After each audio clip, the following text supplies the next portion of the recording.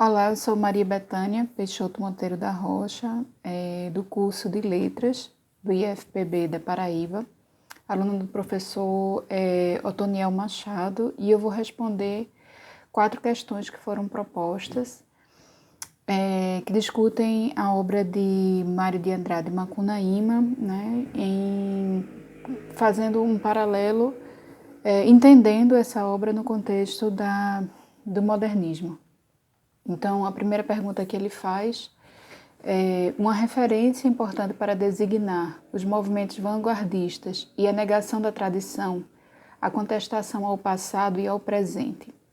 Como essa ideia de revisão da história cultural do Brasil é plasmada no livro Macunaíma, O Herói Sem Nenhum Caráter. Então, eu respondo, é interessante notar que ao passo em que as vanguardas buscam romper com as tradições do passado e se lançam ao novo, Mário de Andrade, em seu livro Macunaíma, ele percorre o passado e constrói a sua forma de contestação a esse mesmo passado. Nas artes visuais, por exemplo, negar o passado é romper com a ideia de representação figurativa da realidade. Nas telas, são expostas pinceladas grosseiras, cores que são fiéis àquilo que elas representam. Na poesia, os versos fixos são contestados, assim como a necessidade de construção de uma métrica laboriosa. Em Macunaíma, o que é feito? Então, para responder essa pergunta, é preciso lembrar que Mário de Andrade ele não nasce em 1922.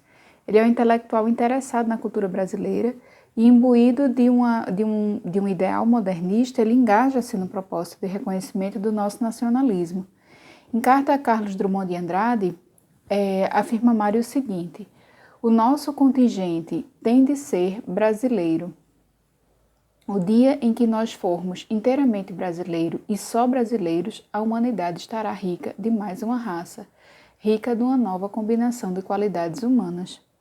Assim, lançando mão de todo o conhecimento que possuía sobre a cultura popular brasileira, como também de uma concepção, embora europeia, da cultura e raça, Mário de Andrade ele forja Macunaíma como um personagem camaleônico, assumindo várias formas, o índio, o negro e o branco europeu, assim como nossa própria formação. Então, uma personagem que vai percorrer o território brasileiro e vivenciar situações que revelam não apenas a diversidade geográfica e cultural do país, e também cultural, mas a própria estética da modernidade, pois a sua apresentação dessa diversidade geográfica, dessas diferentes expressões culturais, não ocorre a partir do mimetismo.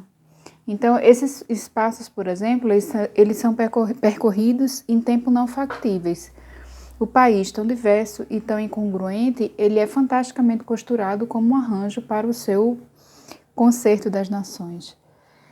A segunda pergunta é a seguinte: de que fala o capítulo Cartas às Icamiambas e de que forma a linguagem utilizada corrobora as ideias formadoras do movimento modernista? Eu respondo: o enredo do capítulo Cartas às Icamiambas é perpassado pelo gênero epistolar, e não poderia ser diferente, pois na medida em que as ideias são transmitidas através de palavras escritas, essas mesmas palavras escritas são questionadas. O que é de fato, o que é falado na carta sobre as desventuras do anti-herói, bem como as críticas feitas em tom de estranhamento aos costumes paulistas, ou paulistanos, melhor, são concretizados pela forma física empregada na construção daquele texto, uma linguagem empolada, bem distante do português falado. Então, o modernismo é um movimento que nega o academicismo, que descasca a demão de verniz que reveste a arte. Criticando em cartas às Icamiambas os costumes e o modo de escrever academicizado, critica o parnasiano, como faz o modernismo, bem como defende, em alguma medida, que nem São Paulo, nem os demais centros urbanos, deva ser um local de convergência das artes. Porque é preciso que a gente lembrar que é no movimento modernista que nasce a ideia de alcançar as regiões periféricas do Brasil. A terceira pergunta: de que forma a noção de cultura é desmistificada no livro? Então, para responder essa questão, a gente tem que pensar que há duas acepções conflitantes para o termo cultura. Uma delas que pensa a cultura como erudição, ou seja, um povo com cultura seria aquele que tem acesso à informação, à arte, à boa formação intelectual, e a outra acepção para a cultura é de que trata-se de um construto de um povo, não cabendo adjetivos do tipo boa e má, elevada e rebaixada, popular e erudita. Então, essa noção de cultura em Macunaíma, ela carrega traços dessas duas acepções, pois tanto as contesta como as constrói. Uma forma de problematizar o que é tomado como cultura, sendo sinônimo de erudição, é dado por Mário de Andrade quando reconstrói a nação a partir dos mitos da tradição oral e não dos saberes acadêmicos. Além disso, a cultura, enquanto conjunto homogêneo e imutável de tradições, também é deixado de lado. O país onde nasce Macunaíma é diverso, é do índio, do negro e do branco, do interior e da capital, das matas e dos centros urbanos, do trabalhador e do preguiçoso, do português falado. A cultura é, pois, sincrética.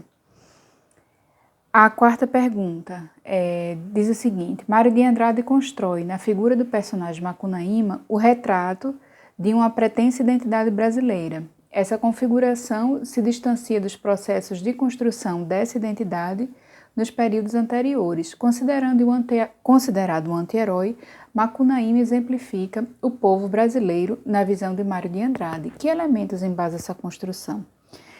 Então, o Brasil é Macunaíma. No entanto, antes de Mário de Andrade e dos modernistas, o Brasil queria ter o corpo do colonizador, as ideias do colonizador, as cores da Europa. A constituição física dos personagens, que ora se apresentam como índio, ora como negro, ora como branco, não podem dizer senão de nossa formação indo-afro-europeia.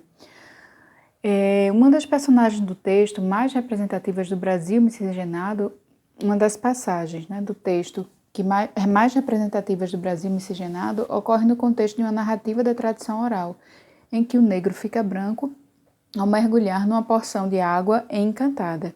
Então, para além disso, as narrativas de períodos anteriores têm um herói como centro. Em Macunaíma, o protagonismo é dado ao anti-herói, alguém sem nenhum caráter. Se Macunaíma é o povo brasileiro, miscigenado, preguiçoso, esperto, libidinoso, dentre outras características, o que Mário de Andrade faz é, mais uma vez, desconstruir uma representação perfeita de uma realidade perfeita e pouco provável. Obrigada, professor.